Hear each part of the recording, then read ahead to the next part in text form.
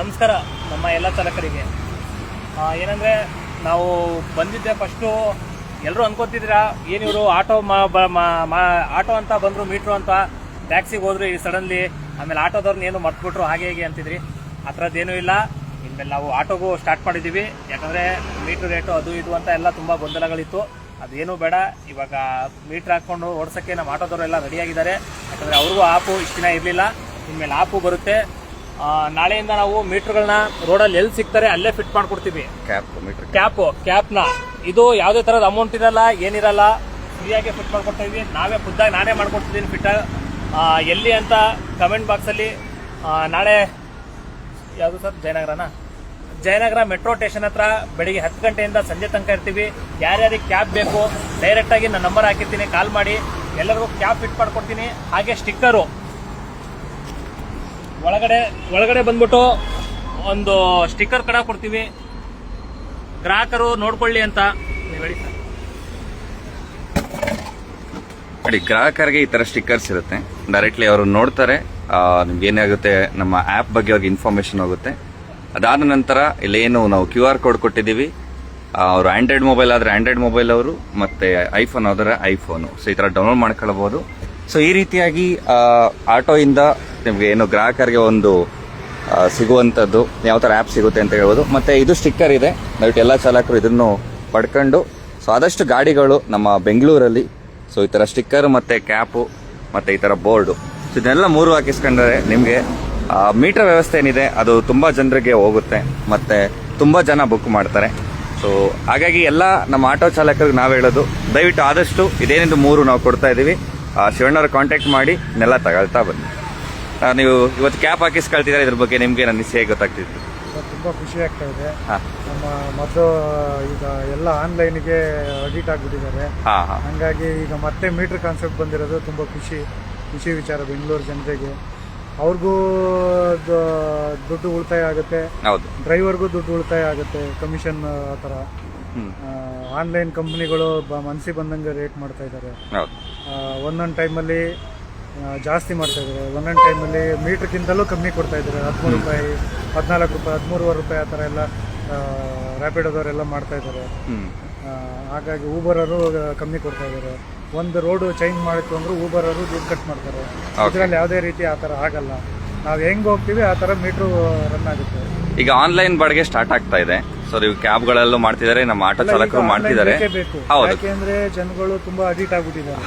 ಮೊದಲು ರೋಡಿಗೆ ಬಂದು ಕೈ ಆಗ್ತಾ ಇದ್ರು.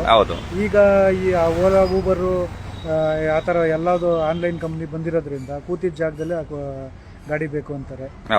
ಮನೆ ಹತ್ರನೇ ಗಾಡಿ ಬೇಕು ಅಂತ ಹೇಳ್ತಾರೆ. ಡೋರ್ ಸ್ಟೆಪ್ಪಿಗೆ ಇದು ನಮ್ದು ಸರ್ವಿಸ್ ಇದೆ. ಹಾಗಾಗಿ ನಮಗೂ ಸ್ವಲ್ಪ ಸಂತೋಷ ಇದೆ. ಈಗ ನಿನ್ನೆ ನಾವು ಸಾಫ್ಟ್ ಲಾಂಚ್ ಮಾಡಿದ್ವಿ. ಇವತ್ತು ಆಗಲೇ ಪ್ಲೇ ಸ್ಟೋರ್ ಮತ್ತೆ ಆಂಡ್ರಾಯ್ಡ್ ಎಲ್ಲ ಸಿಕ್ಕಿದೆ ನಿಮ್ಗೆ, ಏನು ಕಸ್ಟಮರ್ಗೆ ಗ್ರಾಹಕರಿಗೆ ಅಪ್ಲಿಕೇಶನ್. ಸೊ ಇದನ್ನ ಆದಷ್ಟು ಜನರಿಗೆ ನೀವು ತಲುಪಿಸ್ಬೇಕು. ಇಲ್ಲ, ನಾವು ತಲುಪಿಸ್ತಾ ಇದ್ದೀವಿ ಎಲ್ಲಾರ್ಗು. ಅವರು ಖುಷಿ ಪಡ್ತಾ ಇದ್ದಾರೆ. ಈ ತರದ್ ಬರಬೇಕು ಅಂತಲೂ ಎಲ್ಲ ಹೇಳ್ತಾ ಇದ್ದಾರೆ. ನಮ್ದು ಆಟೋ ಕೂಡ ಇದೆ, ಕಾರು ಕೂಡ ಇದೆ. ಕಾರ್ ತಗೊಂಡೋದಾಗ ಎಲ್ಲ ಬಂದು ಏನಂತ ಕೇಳ್ತಾ ಇದ್ದಾರೆ. ಈ ತರ ಹೇಳಿದ್ದೆ, ಅದನ್ನ ವಿವರಣೆ ಮಾಡ್ತಾ ಇರೋದ್ರಿಂದ ತುಂಬಾ ಚೆನ್ನಾಗಿದೆ ಈ ಕಾನ್ಸೆಪ್ಟ್. ಬರಬೇಕು, ಇದು ಬೆಂಗಳೂರಿಗೆ ಮೊದಲು ಬರಬೇಕಿತ್ತು, ಯಾವಾಗಲೂ ಬರಬೇಕಿತ್ತು, ಆದ್ರೆ ಈಗ ಬರ್ತಾ ಇದೆ ಅಂತ ಎಲ್ಲರೂ ಖುಷಿ ಪಡ್ತಾ ಇದ್ದಾರೆ ಜನ. ಸೊ ನೀವೀಗ ಮೀಟರ್ ಹಾಕಿ ಓಡಿಸೋದ್ರಿಂದ ಈಗ ಬೇರೆಯವ್ರಿಗೂ ಅನ್ಸ್ಬೋದು ಇದೇನು ಮೀಟರ್ ಹಾಕೊಂಡು ಓಡಿಸೋದ್ರಿಂದ ನಮಗೆ ಕಮ್ಮಿ ಬರ್ಬೋದು ಅಥವಾ ನಮ್ಗೆ ಸಿಗಲ್ಲ ಅಂತ ಈ ತರದೆಲ್ಲ ಇರುತ್ತೆ. ಸೊ ಹಾಗೆ ನಿಮ್ಗೆ ಹೇಗೆ ಅನಿಸುತ್ತೆ? ಈಗ ಮೀಟರ್ ಹಾಕೊಂಡು ಓಡಿಸೋದು ನಿಮ್ಮ ಜೀವನ ಅನುಕೂಲ ಆಗುತ್ತಾ ಅಥವಾ ಹೇಗೆ ಅಂತ?